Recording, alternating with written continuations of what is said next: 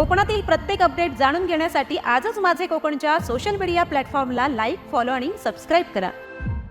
गेली 4 दिवस कोकणामध्ये खूप मोठ्या प्रमाणात पर्जन्यवृष्टी होते आणि त्याचे परिणाम आपण खेड तालुक्यामध्ये वारंवार पाहिलेले आहेत। अगदी कालचा दिवस देखील आपल्या लक्षात असेल की भूस्खलन होऊन किती मोठ्या प्रमाणात अपघात झालेत आणि आज पुन्हा एकदा एक दुर्दैवी बातमी आपल्या समोर येते। या माझ्या मागच्या बाजूला तुम्ही बघत असाल तर या ठिकाणी नातूनगर या ठिकाणची ही वस्ती आहे, नातूनगर मोहल्ला, आणि ही याच्यामधले काही राहत असलेली वस्ती असणारी घरं आणि त्या घरांमध्ये आता पूर्णपणे पाणी शिरलेलं आहे आणि या पाण्यातून आता प्रत्येक जण आपला जीव आणि बाहेर पडताना आपले सगळे गावकरी दिसत आहेत। खरं तर ही भयानक स्थिती आहे आणि त्याही पेक्षा भयानक ही आहे की इथे मात्र या गावकऱ्यांना, या ग्रामस्थांना आधार देण्याकरता, कुठलं मार्गदर्शन करताना कोणी प्रशासकीय अधिकारी किंवा तशा प्रकारची कुठलीही यंत्रणा मात्र या ठिकाणी नाहीये। आणि ही परिस्थिती पाहिल्यानंतर निश्चित या ठिकाणी ग्रामस्थांच्या तीव्र भावना आहेत की त्यांचं असं म्हणणं आहे की हे सालाबाद प्रमाणे दरवर्षी होणारे हे संकट आहे, दरवर्षी अशा प्रकारचा महापूर येतो।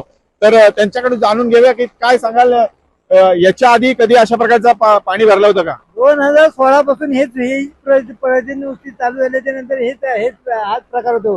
पाणी येतो, घर करतात, फक्त पंचनामा करतात, त्यानंतर त्याच्या व्यतिरिक्त काय नाही।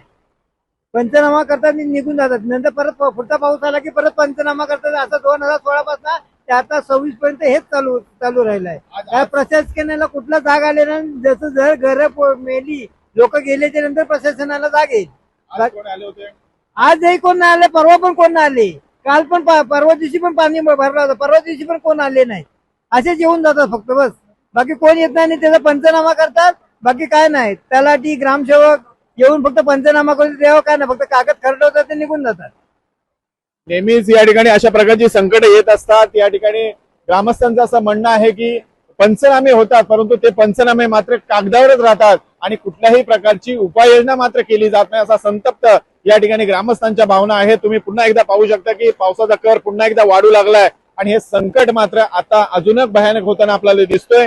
अनेक घरे या ठिकाणी पाण्याखाली गेलेली दिसत आहेत, अनेक गावकऱ्यांचा संपर्क तरी तुटलेला आहे। काही ग्रामस्थ या पुराच्या पलीकडे अडकलेले आहेत, काही ग्रामस्थ या घरांमध्ये अडकले आहेत, काही ग्रामस्थांनी आपला जीव वाचवलेला आहे, परंतु प्रत्येकाचा जीव हा त्यांच्या घरामध्ये अडकलेला असतो आणि अशा प्रकारची भयानक स्थिती आज आपल्याला खेडमध्ये पाहायला मिळते। अगदी बाजूला पाहिलं तर हा राष्ट्रीय मुंबई गोवा महामार्ग आहे आणि महामार्गाला लगत असणारी ही परिस्थिती आहे आणि अशा स्थितीत देखील कुठलीही या ठिकाणी उपाययोजना मात्र केली जात नाही। अशा प्रकारची ही स्थिती या ठिकाणी आपल्याला पाहायला मिळते। बाळू सनगरे, माझे कोकण, खेड, रत्नागिरी।